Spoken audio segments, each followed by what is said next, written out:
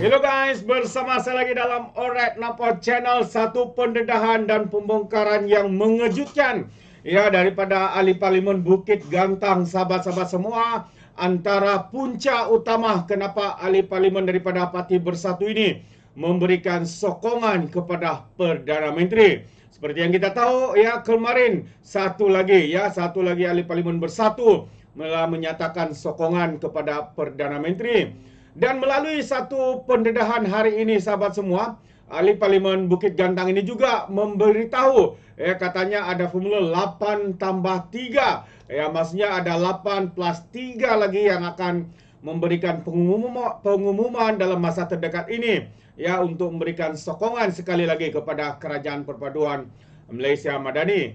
Jadi apa sebenarnya penyebab semua ini sehingga menyebabkan ahli-ahli parlimen hilang kepercayaan, tidak bermoral lagi, dan dikatakan kerana kepimpinan yang ada pada hari ini, khususnya presiden mereka terlalu banyak mengecewakan ahli-ahli parlimen dalam Bersatu. Jadi sahabat semua, saya membawakan antara sebab utama yang didedahkan oleh ahli parlimen Bukit Gantang ini. Tapi sebelum saya teruskan, jangan lupa untuk terus support Alright Nampak Channel dengan cara tekan butang subscribe, like dan share. Sembari kita ikuti pendedahan panas daripada ahli parlimen Bukit Gantang. Katanya langkah Muhyiddin ikut nasihat isteri, lemahkan moral Bersatu. Itu antara pendedahan terkini daripada ahli parlimen Bukit Gantang. Jadi kalau kita lihat kenyataan ini yang sepetik daripada Malaysia Kini menyatakan tindakan Muhyiddin Yassin membuat pusingan semasa Perhimpunan Agung Tahunan Bersatu baru-baru ini didakwa melemahkan moral ahli yang mahu melihat parti itu melaksanakan perubahan. Itu antara kata-kata daripada Syed Abu Hussein Hafiz Syed Abdul Fazal. Lebih mengecewakan apabila presiden parti itu sendiri memaklumkan, katanya keputusan tersebut dibuat hasil nasihat daripada istrinya. Itu dia. So, hasil nasihat istrinya. Jadi katanya U-turn sebab apa? Ini keputusan besar hala 7 parti nak bawa ahli-ahli parlimen membina masa depan negara.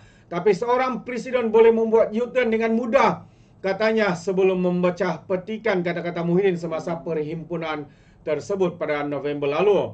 Antara lain, Syed Abu Hussein menekankan bagaimana Muhyiddin menyebut bahawa kurang kuasa paling besar ialah nasihat seorang isteri.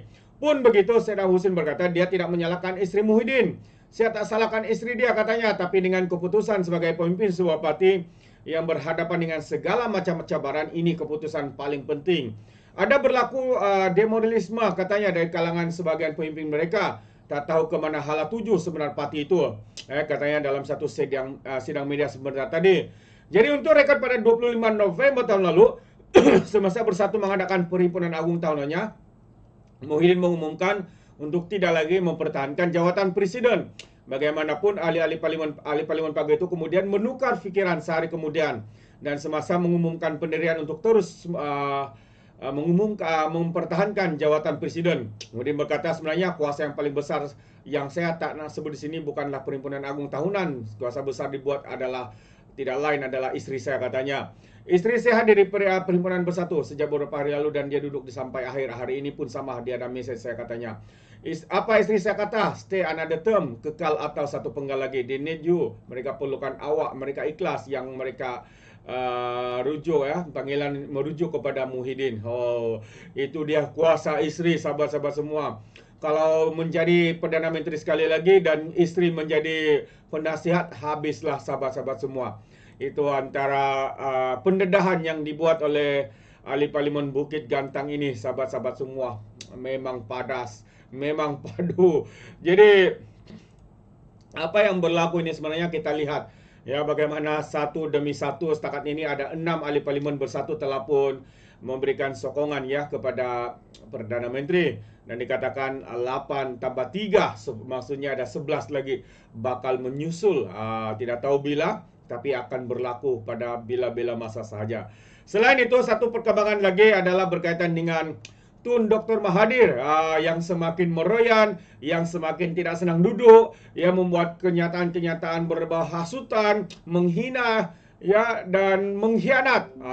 Dan yang terkini adalah katanya rasuah makin berkurang di bawah PMX. Sindir itu antara sindiran daripada Tun Dr. Mahathir. Saya setuju. Rasuah memang berkurang ya di bawah pentadbiran Datuk Seri Anwar Ibrahim. Cuma yang kelihatan adalah penangkapan, pendandahan siapa-siapa yang terlibat ya kira daripada tahun-tahun sebelumnya maupun yang terkini akan dikemukakan, ditangkap dan didakwa maupun disumbat ke penjara. Itu yang mungkin dilihat oleh Maha Firaun ini sehingga membuat kenyataan menyindir Perdana Menteri. Katanya secara menyindir mengucapkan tahniah kepada Perdana Menteri ya Anwar Ibrahim kerana berjaya mengurangkan rasuah di negara ini. Pertama, kata Mahathir, rasuah dikurangkan dengan mengugurkan ke semua 47 kes timbalan Perdana Menteri. Itu bukan digugurkan oleh Datuk Seri Anwar ya. Kena faham yang bertanggungjawab ke atas semua itu adalah peguam pendakwaan maupun peguam negara. Dengan ini katanya 47 kes dikurangkan.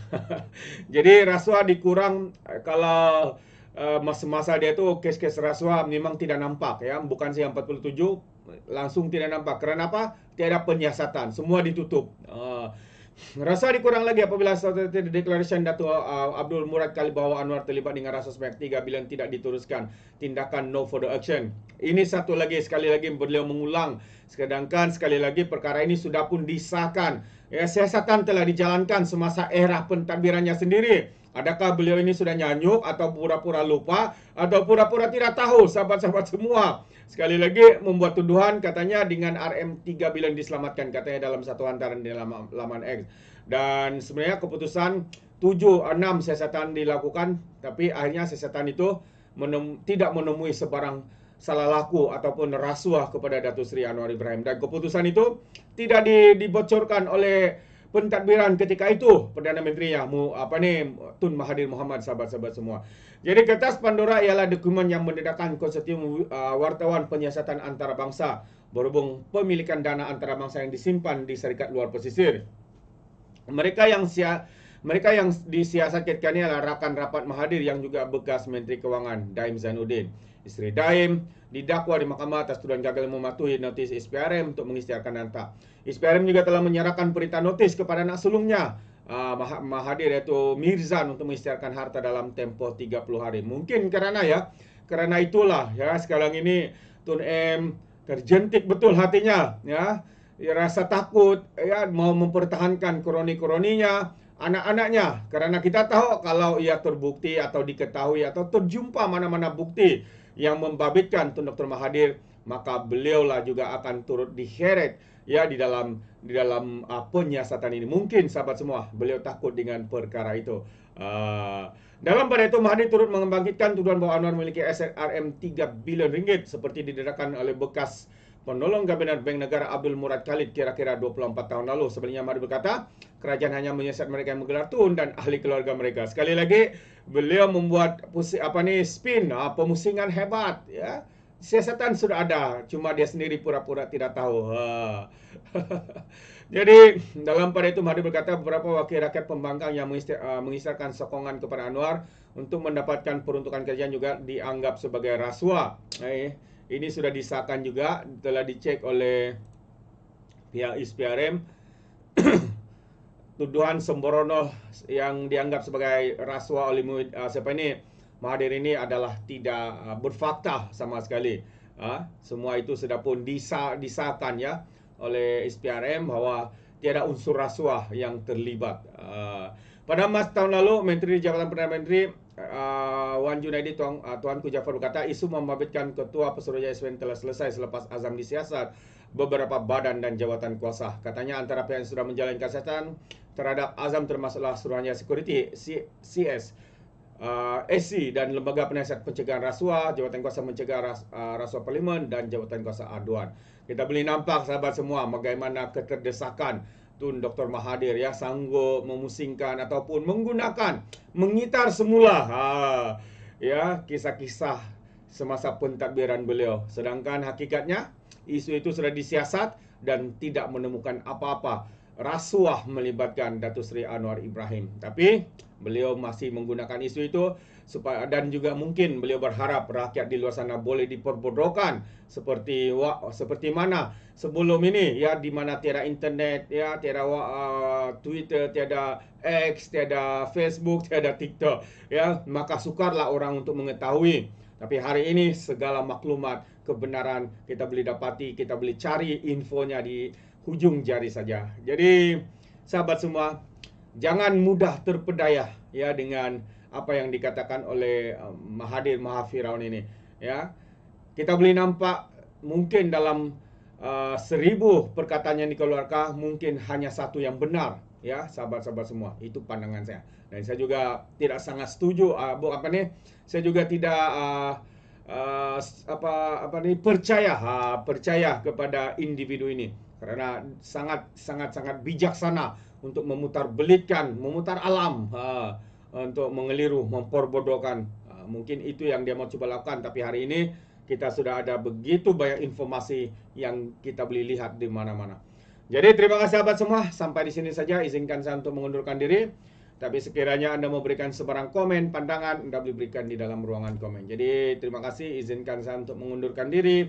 Dan seperti biasa, peribahasa mengatakan, tapapan kangkap, 2 ton keinginan. Dalam bahasa Melayu, gebuk dadah, tanya selera. Sekian saya daripada Alright Nampak Channel. Kita berjumpa lagi. Bye-bye.